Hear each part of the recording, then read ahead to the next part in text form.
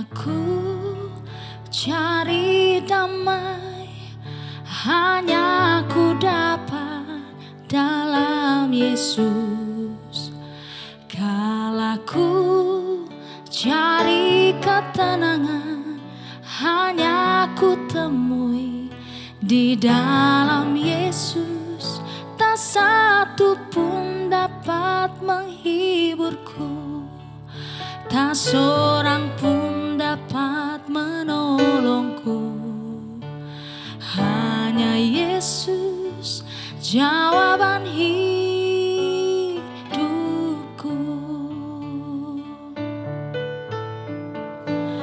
Kalaku cari damai, hanya ku dapat dalam Yesus.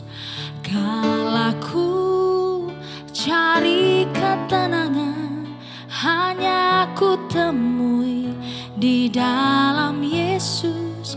Tak satu pun dapat menghiburku, tak seorang pun dapat menolongku.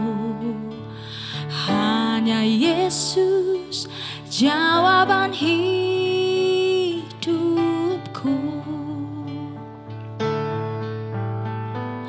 Bersama Dia hatiku damai, walau dalam lembah kekelaman. Bersama Dia hatiku tenang, walau hidup penuh tantangan. Tak satu pun dapat menghiburku, tak seorang pun dapat menolongku. Hanya Yesus jawaban hidupku.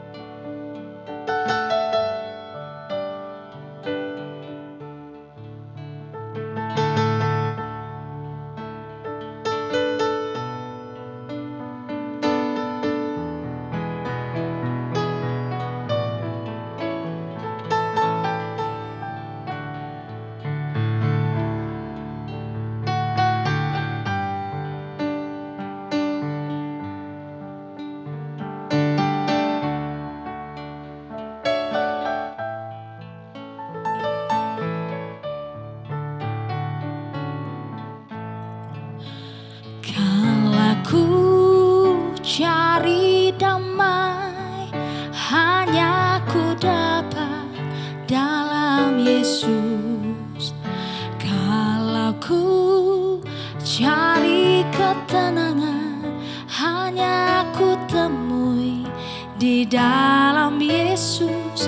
Tak satu pun dapat menghiburku, tak seorang pun dapat menolongku. Hanya Yesus jawaban hidupku.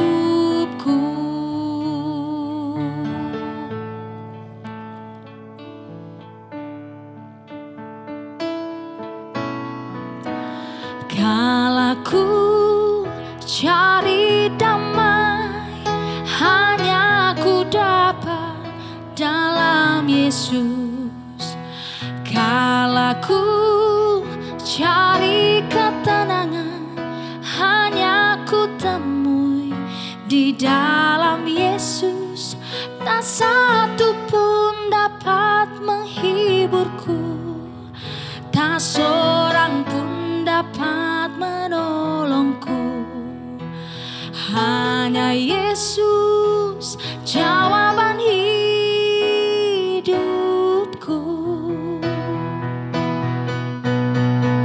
Bersama Dia hatiku damai, walau dalam lembah kekelaman. Bersama Dia hatiku tenang, walau hidup penuh tantangan. Tak satu pun dapat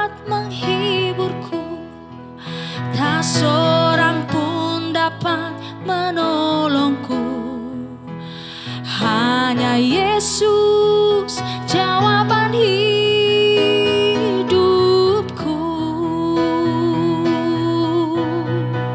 Bersama Dia hatiku damai, walau dalam lembah kekelaman. Bersama Dia hatiku tenang, walau hidup penuh tantangan. Tak satu pun dapat menghiburku, tak seorang pun dapat menolongku. Hanya Yesus jawaban hidupku.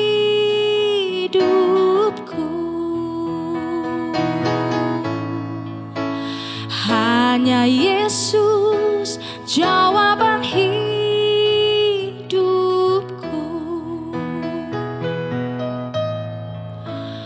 Hanya Yesus jawaban hidupku.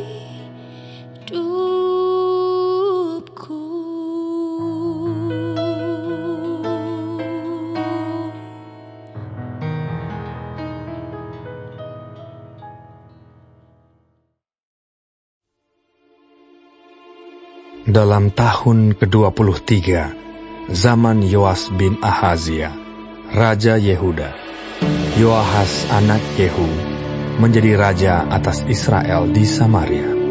Ia memerintah 17 tahun lamanya. Ia melakukan apa yang jahat di mata Tuhan, dan ia hidup menuruti dosa Yerobeam bin Nebat, yang mengakibatkan orang Israel berdosa pula. Ia tidak menjauhinya. Sebab itu bangkitlah murka Tuhan terhadap Israel, lalu diserahkannyalah mereka ke dalam tangan Hazael, Raja Aram, dan ke dalam tangan Ben-Hadad, anak Hazael, selama zaman itu. Tetapi kemudian Yoahas memohon belas kasihan Tuhan, dan Tuhan mendengarkan dia, sebab ia telah melihat bagaimana beratnya orang Israel ditindas oleh Raja Aram. Tuhan memberikan kepada orang Israel seorang penolong, sehingga mereka lepas dari tangan Aram dan dapat duduk di kemah-kemah mereka seperti yang sudah-sudah. Hanya mereka tidak menjauh dari dosa-dosa keluarga Yerobeam, yang mengakibatkan orang Israel berdosa pula, melainkan mereka terus hidup dalam dosa itu. Juga patung Asyera masih berdiri di Samaria. Sebab tidak ada laskar ditinggalkan pada Yoahas, selain dari 50 orang berkuda, dan 10 kereta, dan 10.000 orang berjalan kaki. Sebab Raja Aram telah membinasakan mereka, dan meniupkan mereka seperti abu pengirikan.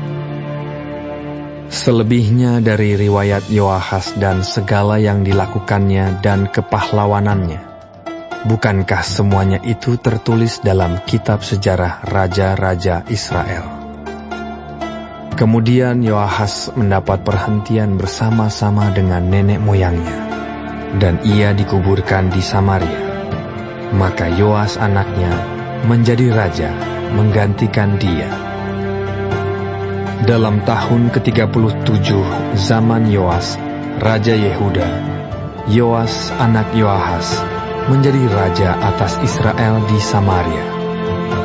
Ia memerintah 16 tahun lamanya. Ia melakukan apa yang jahat di mata Tuhan.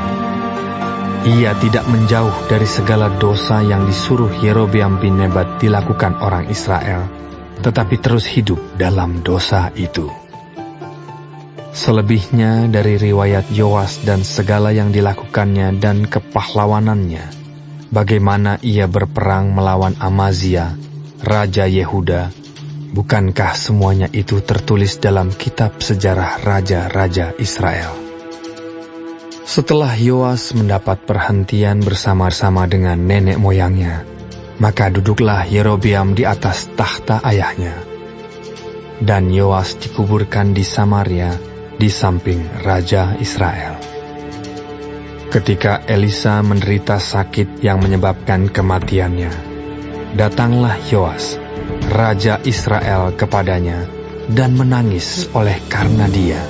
Katanya, Bapakku,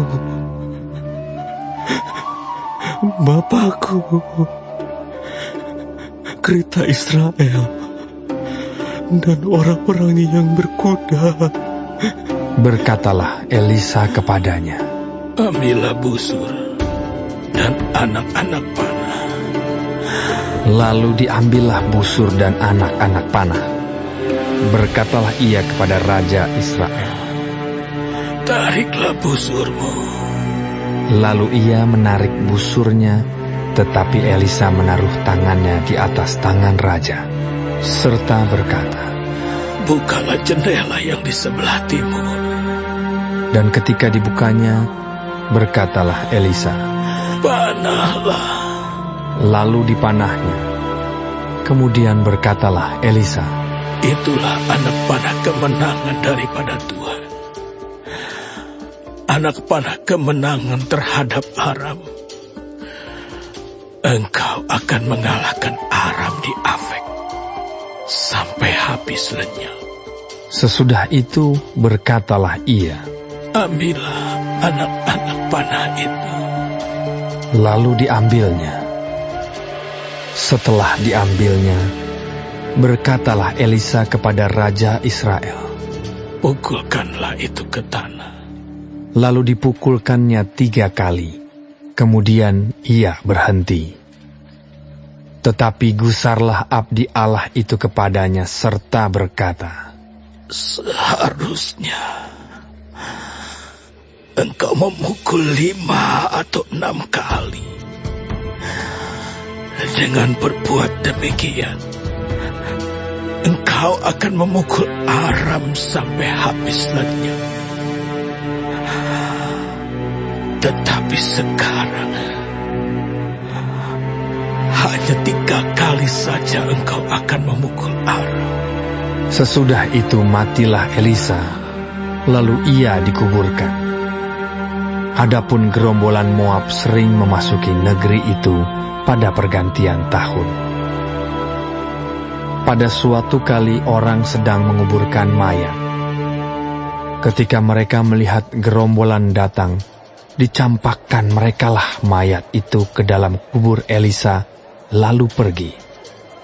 Dan demi mayat itu kena kepada tulang-tulang Elisa, maka hiduplah ia kembali dan bangun berdiri.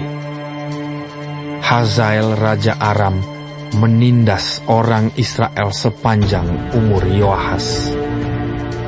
Tetapi Tuhan mengasihani serta menyayangi mereka, dan ia berpaling kepada mereka oleh karena perjanjiannya dengan Abraham, Ishak, dan Yakub. Jadi ia tidak mau memusnahkan mereka, dan belum membuang mereka pada waktu itu dari hadapannya.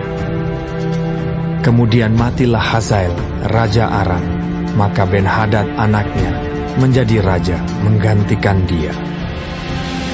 Yoas bin Yoahas merebut kembali dari tangan Ben-Hadad bin Hazael kota-kota yang dalam peperangan direbut Ben-Hadad dari tangan Yoahas ayah Yoas.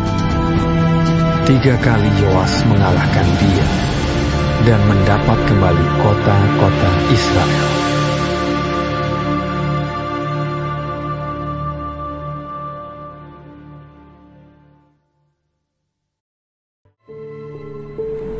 Tuhan Yesus, terima kasih untuk pagi hari ini. Terima kasih untuk berkat yang boleh kami terima dari malam sampai dengan pada pagi hari ini.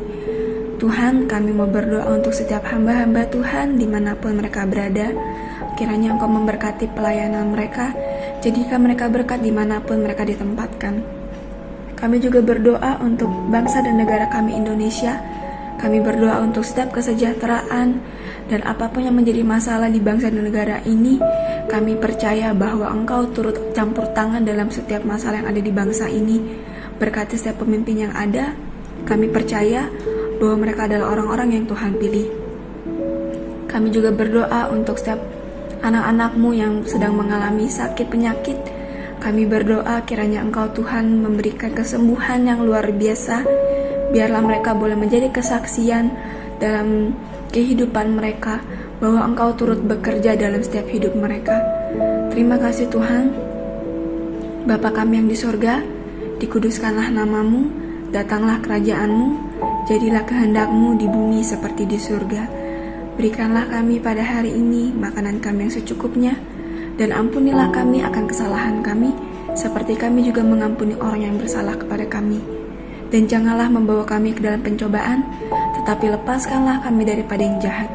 Karena Engkaulah yang mempunyai kerajaan, dan kuasa, dan kemuliaan, sampai selama-lamanya. Amin.